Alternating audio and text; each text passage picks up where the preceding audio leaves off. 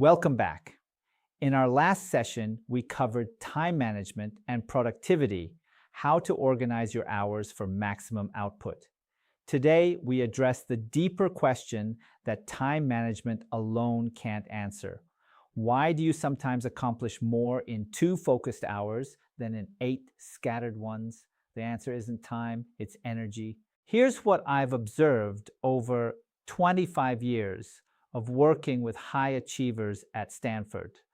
The most productive people I know don't manage their time better than others. They manage their energy better. They understand when they're sharp and when they're depleted. They structure their most important work around their peak energy windows. They invest in recovery as deliberately as they invest in output. The entrepreneurial culture celebrates overwork. Hustle culture glorifies 18-hour days, sleeping at the office, and sacrificing health for growth. I've watched this culture destroy founders not over years, but over months. Burnout doesn't arrive with a warning. It accumulates silently until you wake up one morning and can't find the motivation to care about the company you built. I've seen it happen to some of the most talented people I've known. This connects to commitment from the 6 C's, but in a way that might surprise you. Commitment isn't about burning yourself out for your company. It's about committing to sustained performance over the years it takes to build something meaningful. Running a marathon at sprint speed isn't commitment, it's poor strategy. True commitment requires energy management as a core discipline. In the AG era, energy management takes on new significance. AI can handle the cognitive tasks that previously consumed your energy: drafting, analyzing, researching, scheduling. This frees your human energy for the things only you can do: strategic thinking, relationship building, creative vision, difficult decisions, but only if you have the energy to do those things. AI amplifies what you bring to the table. If you bring nothing because you're depleted, AI amplifies nothing. Today, we cover 4 areas: the science of energy management, the 4 dimensions of energy, designing your day around energy peaks, and recovery as a strategic discipline. Jim Loehr and Tony Schwartz, in their work The Power of Full Engagement, argue that energy, not time, is the fundamental currency of high performance. Their research with elite athletes showed that peak performers don't work harder. They oscillate more deliberately between periods of intense effort and periods of genuine recovery. The key insight: human beings are not designed for sustained high output. We're designed for rhythms, cycles of energy expenditure and energy renewal. The ultradian rhythm, a roughly 90-minute cycle of high and low alertness, governs your body throughout the day. You have natural windows of peak focus and natural dips that signal the need for recovery. Fighting these rhythms doesn't make you more productive. It makes you less productive and more depleted. Chronobiology research shows that most people have a peak cognitive window in the late morning, roughly 2 to 4 hours after waking. There's a natural dip in the early afternoon, and many people experience a secondary peak in the late afternoon or early evening. Your specific pattern may vary. The point is that it exists, and ignoring it means you're doing your hardest work during your lowest energy. The implications for founders are practical and immediate. Don't schedule investor calls during your afternoon dip. Don't attempt strategic planning when you're depleted. Don't make important decisions at the end of a long day. Structure your schedule so that your most cognitively demanding work lands during your peak energy windows. Loehr and Schwartz identify 4 distinct energy dimensions, each requiring different management strategies. Physical energy is the foundation. Without physical energy, nothing else works. Sleep, nutrition, exercise, and hydration are not luxuries for founders. They're performance tools. Research consistently shows that sleep deprivation impairs cognitive function as much as alcohol intoxication. A founder making strategic decisions on 4 hours of sleep is performing as poorly as one making those decisions while intoxicated.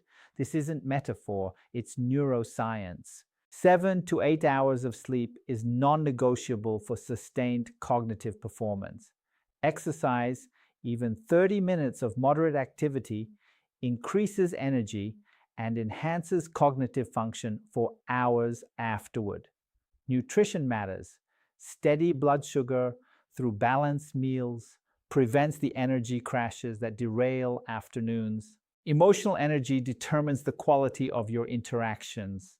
When you're emotionally depleted, frustrated, anxious, resentful, every conversation becomes harder. Every decision feels heavier. Emotional energy is renewed through positive relationships, activities that bring joy, and practices that create perspective, meditation, journaling, time in nature. Monitor your emotional energy as carefully as you monitor your physical energy. Mental energy is the capacity for focused, sustained cognitive work. Mental energy is depleted by decision fatigue, the well-documented phenomenon that each decision you make reduces the quality of subsequent decisions. This is why Steve Jobs wore the same outfit every day. He was preserving mental energy for important decisions. For founders, this means reducing unnecessary decisions wherever possible. Establish routines for the trivial so you can focus mental energy on the strategic. Spiritual energy, the sense of purpose and meaning that drives sustained effort, is perhaps the most important for entrepreneurs. When your work feels meaningful, you can sustain effort through difficulties that would break someone working solely for money. Regularly reconnect with your purpose. Why did you start this company? Who benefits from what you're building? These questions aren't sentimental, they're strategic. Here's where energy management becomes practical. The goal is to match task type to energy level. Start by mapping your energy pattern. For 1 week, rate your energy level every 2 hours on a scale of 1 to 10. Note what you're doing, what you've eaten, how much you slept. After a week, patterns will emerge. This data is your personal performance map. Then categorize your work into 3 tiers. Tier 1, creator work, strategic thinking, product vision, important writing, creative problem solving. This requires peak cognitive energy. Tier 2, manager work, meetings, email, team management, routine decisions. This requires moderate energy. Tier 3, admin work, data entry, scheduling, organizing. This requires minimal cognitive energy. Match the tiers to your energy map. Tier 1, work in your peak window. Tier 2, work in your moderate windows. Tier 3, work in your low energy dips, or delegate it. Most founders do the opposite. They start with email, move to meetings, and attempt strategic thinking when they're exhausted.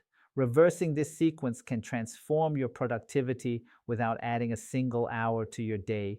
Protect your peak window ruthlessly. Block it on your calendar. No meetings, no email, no Slack. This is your sacred time for the work that only you can do, the work that determines your company's trajectory. Everything else can wait, be delegated, or be batched into lower energy windows. The most successful founders I know treat their peak hours like a surgeon treats operating room time. Nothing interrupts it. Build transition rituals between work modes. When moving from creative work to meetings, take 5 minutes to close the previous context and prepare for the next. A brief walk, a few deep breaths, reviewing the agenda. These transitions prevent the cognitive residue that makes you mentally present in the last task while physically present in the current one. For Kazakhstan entrepreneurs, energy management may require navigating cultural expectations around availability.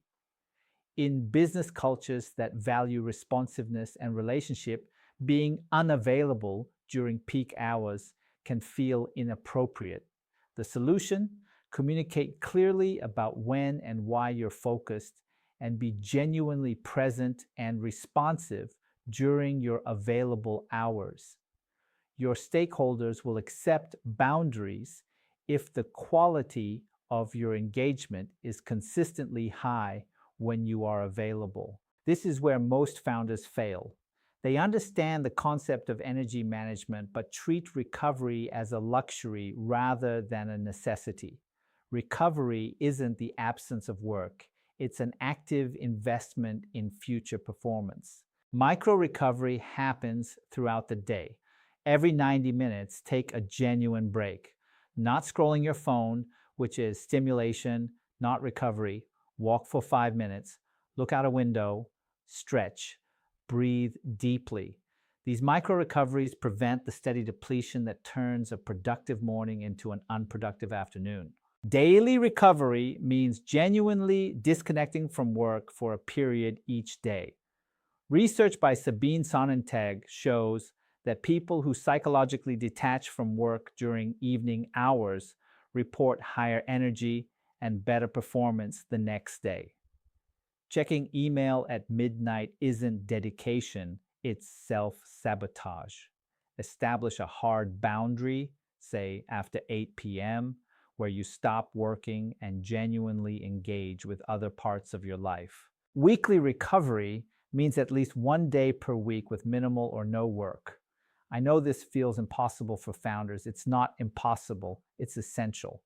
The Sabbath principle exists in multiple religious traditions, not as arbitrary restriction, but as accumulated human wisdom about the need for rhythmic rest. 1 day of genuine rest per week makes the other 6 dramatically more productive. Quarterly recovery means occasional longer breaks, a long weekend, a short vacation, a retreat. These aren't rewards for hard work, they're investments in sustained performance. The insight or perspective you gain during 3 days away from your company often exceeds what you'd produce working through those same 3 days. Here's the counterintuitive truth about recovery. It feels lazy, but it's strategic. Every high-performance domain understands this. Athletes don't train 7 days a week. They include recovery days because muscles grow during rest, not during exercise. Musicians don't practice 16 hours a day. They include breaks because neural pathways consolidate during rest. Founders should apply the same logic. Your best thinking often happens after rest, not during prolonged work. In the AG era, AI can handle many tasks during your recovery periods.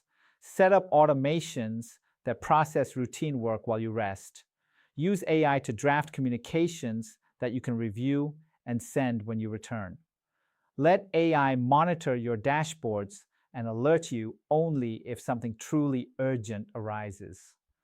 The combination of human energy management and AI delegation creates a performance system that neither can achieve alone. The ultimate test of your energy management. Can you sustain this pace for 10 years? Because building a meaningful company takes at least that long. If your current approach would destroy your health, your relationships, or your passion within 2 years, it's not sustainable, no matter how productive it feels right now. Designed for the decade, not the week. Resources to deepen your learning. The Power of Full Engagement by Jim Lower and Tony Schwartz for the Foundational Framework. Peak Performance by Brad Stulberg and Steve Magnus for the Science of Sustainable High Performance. Essentialism by Greg McKeown for focusing energy on what matters most. Start your energy audit this week. Track your energy levels every 2 hours for 5 days. Notice the patterns, then make one change. Move your most important work into your peak energy window. Just that one change, protecting your best hours for your best work, can transform your output without adding any hours to your day.